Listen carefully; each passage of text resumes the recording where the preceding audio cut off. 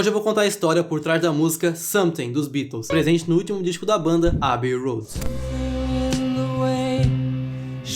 Para começar, essa música foi escrita pelo George Harrison e foi o primeiro single do George a ser lançado como lado A lá no Reino Unido, que teve como inspiração o Ray Charles, que o George imaginou ele cantando essa música, e uma canção de um álbum de 68 de um cantor chamado James Taylor. E a música em si se chama Something in the Way She Moves, título esse que é o primeiro verso da música dos Beatles. E esse James Taylor tinha um contrato com a Apple, que não é a Apple maçãzinha do Steve Jobs, e sim um selo fonográfico que os Beatles fundaram no ano de 68. Aí com o selo da gravadora Apple, o James gravou um disco anônimo, ou seja, o disco carregava o próprio nome, James Taylor, que foi produzido entre julho e outubro de 68, onde o Paul McCartney gravou contrabaixo na música Something the Way She Moves. E os primeiros versos eram: There's something the way she moves, or looks my way, or calls my name, that seems to leave this troubled world behind. O George Harrison teria escutado essa música do James durante a produção do álbum branco. É como fala o Steve Turner no livro The Beatles, história por trás de todas as canções. The Beatles, que é o álbum branco, estava sendo gravado em Abbey Road exatamente na mesma época em que o Taylor gravava no Trident Studios. Em 3 de outubro, o George estava no Trident gravando Savoy Truffle, com Paul e Ringo. Foi quando provavelmente escutou a faixa. Aí um tempo depois o próprio James Taylor apareceu para falar da coincidência entre as duas músicas. Eu sempre presumi que George devia ter ouvido a música, mas nunca falei com ele sobre isso. Eu tinha escrito Something the Way She Moves uns 2 anos antes de gravá-la, e o curioso é que eu tinha pensado em chamá-la de I Feel Fine, só que, claro, essa era uma canção dos Beatles. Talvez você tenha pensado que o James Taylor tenha ficado um pouco bolado com essa história, mas na verdade ele disse o seguinte: frequentemente eu reparo em rastros do trabalho de outras pessoas nas minhas próprias canções. Se George, consciente ou inconscientemente, pegou um verso de uma das minhas canções, eu fico muito lisonjeado.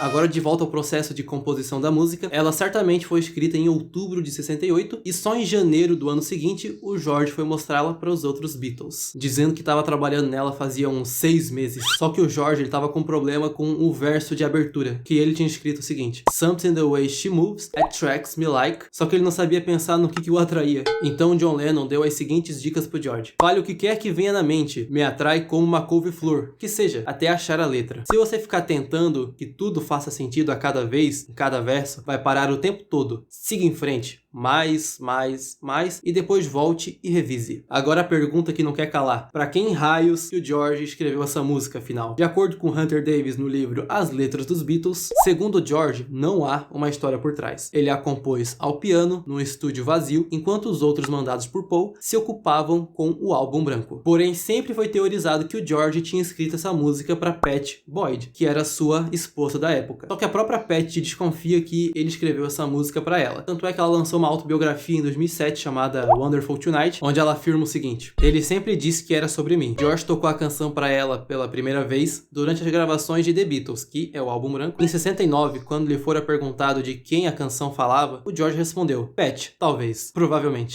Só que depois que os dois se separaram em 77, o George sempre desmentiu essa história. Ele dizia só porque lançaram um clipe onde tinha ele e a Pat, o Paul e a Linda, o Ringo e a Maureen, o John e a Yoko, aí todo mundo começou a achar que a música fosse pra ela. Esse vídeo que o George fala é o clipe oficial de Something, que tá presente aqui no YouTube, lá no canal dos Beatles. Agora, pra finalizar o vídeo, vamos ver as curiosidades mais bacanas sobre a música. Curiosidade número 1. Inicialmente o George ofereceu essa música pro Joe Cocker e pro Jack Lomax, só que em maio de 69 ele resolveu gravar no disco Abbey Road. Graças a Deus! Curiosidade número 2. Something é a segunda música do catálogo dos Beatles com o maior número de regravações, tendo um total de 150 covers por aí, incluindo Elvis Presley, Ray Charles, James Brown e o próprio Frank Sinatra. Aliás, há um boato que quando o Frank Sinatra ia apresentar essa música num show, ele falava que era uma composição do Lennon McCartney. Curiosidade número 3. Ela teria uma última estrofe que finalizaria a música, só que no final ela acabou sendo removida. De acordo com o próprio manuscrito do George Harrison, You know I love that woman of mine, and I need her all of the time. Now I'm telling you, that woman,